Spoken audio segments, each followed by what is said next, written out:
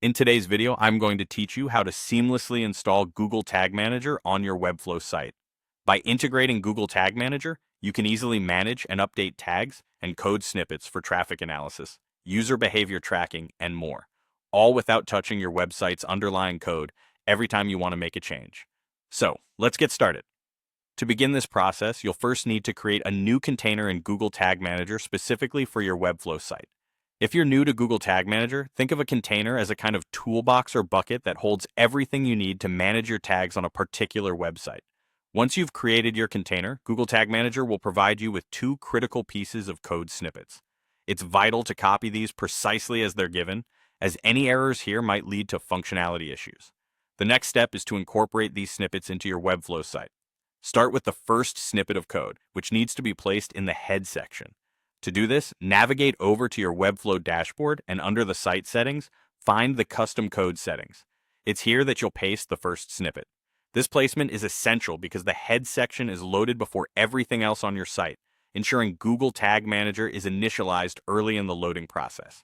Now let's move on to the second snippet of code. This snippet should be placed at the very opening of the body tag. In Webflow, you can achieve this by using an embed element. This element acts like a handy bridge between external code and your Webflow site, allowing you to incorporate raw HTML seamlessly. To ensure consistency across your entire site, it's a good idea to set this embed element as a reusable component, especially if you have multiple pages.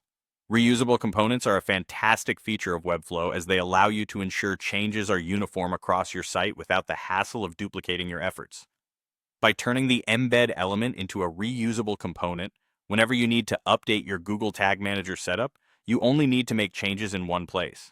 Once you've placed both snippets in the correct locations, the final step is to publish your changes within Webflow. Publishing is a crucial step as it moves your updates from draft to live, making Google Tag Manager operational on your live site. Take a moment to verify everything by accessing your site post-publishing to ensure all is functioning as expected. And there you have it. The Google Tag Manager is successfully integrated into your Webflow site. With these steps complete, you're now set up to efficiently manage tags and adopt advanced tracking capabilities, all from one intuitive platform without needing ongoing developer assistance. Thank you for tuning in, and happy tagging!